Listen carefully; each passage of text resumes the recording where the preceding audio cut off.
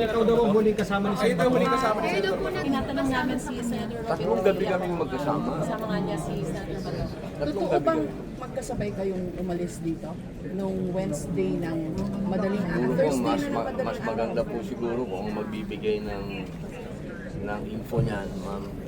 Eh, pag natapos na yung investigasyon. Kasi mas maganda yung official. Reaction mo na ikaw ay person of interest daw. Ay, syempre, ganun po talaga. Ganun talaga. Wala po tayong magagawa.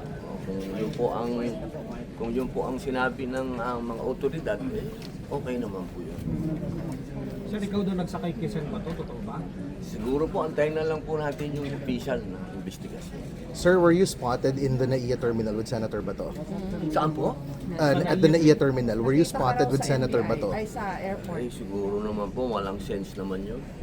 Bakit naman kami magpapakita sa airport pa? So magkasama nga po talaga kayo. Kasama kayo, sir. Yes, sir, no, sir. Hintayin na lang po natin yung investigasyon. May tinanong lang po kasi na nasa airport daw. Wala ako sa airport. Who allegedly escorted the senator. Antayin na lang natin, ma'am, yung Sir, ang investigation. dahilan bakit Official. kailangan maghintay? Siyempre po kasi may official na investigation. Siyempre, Sir, ba't napapagwas paggalang ko po nyo? yun sa otoridad. Pero sir, aaminin niyo lang naman o i-deny? Kasi mas maganda po yung official para kasi But you're the official because you're the ang dami-daming kwento. Ito, may kwento pa na nasa airport. Oh. Pero nasa Pira naman, may kwento pa. Sir, may May chance kwento ba? pa na yate. Sir, may chance ba na umalis si Senator Bato sa bansa, Makausap niyo sir? na ulit siya? Sen Bato? Yan ang mahirap sagutin. Ano masasabi mo dun sa yate? Tumakas Eh sabi ka ba daw, sa yate? sabi po napanood ko lang naman si Manong Chavit. Hindi naman totoo yun. Hindi po totoo yung Naya, hindi totoo yung You were placed Yate. you were placed in the scene at around 3 o'clock daw, Senator Robin. wala po yun, hindi po totoo. Sir, hindi totoo yung Ano yate. po yung reaction nyo patungkol sa podcast ni Nasan Aimee at ni Ma'am Maria? Na pinagtanggol ka niyo po. Ay, maraming salamat. Maraming salamat. Sino ba yun? Pero asawa niyo po. Asawa ko. Asawa ko yun. Siyempre, lahat gagawin nun. Wala sa plano niya yun.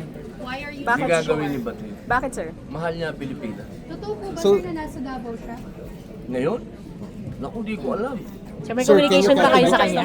Nakakausap niyo. Wala akong idea kung nasan So, sir, si Bato. So, sir, you can confirm that Senator De La Rosa is still in the Philippines. Ikukonfirma ko yun. Nasa Pilipinas. Hindi aalis yun. Thank you so much. Ay, yung thoughts niyo po today na impeachment court na po kayo? First Ay time sana po, una po nagpapasalamat po tayo sa leadership at ito pong mga usap-usapan na matatapos na. Kasi masyadong maraming ipinukol sa amin, sa majority patungkol sa impeachment. Sana po ito, nakikita niyo naman po, fourth week. Sir, mag-robe ka? po ba kayo dun sa Robe niya, sir. sinasabi na person of interest daw po kayo? Nahulog ako. Sabi nila, ako si Rob in Hood. Rob, Sir, Rob sabi in ng Hood. NBI, person of interest daw po kayo. Wala po tayong magagawa. Irerespetuhin po natin. Pero Otoridad sir, po bakit yan. kinailangan niya po umalis ng Senate pa? If he's protected here, bakit umalis pa po siya ng Senate? Siguro po si Bato lang makakausap niyo dyan tungkol dyan. Kasi ako, umuwi lang ako ng bahay. 3 araw na akong nahanap ng asawa at anak. Senator Padilla.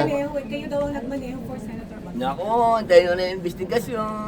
Senator Sir, Padilla. bakit nako-confirm niyo po na hindi totoo yung Nakakahiya nangyayari kasi, sa yate? nakakahiya na sa inyo pa ako nauna. Mas maganda sa investigasyon ako magsalita. Pagkatapos ko sa investigasyon, di tsaka ako nakakahiya naman sa otoridad. Sana maintindihan niyo. Senator Padilla, what can you say about Sa pagtulong kay Senator Bato sa paglabas sa Senate?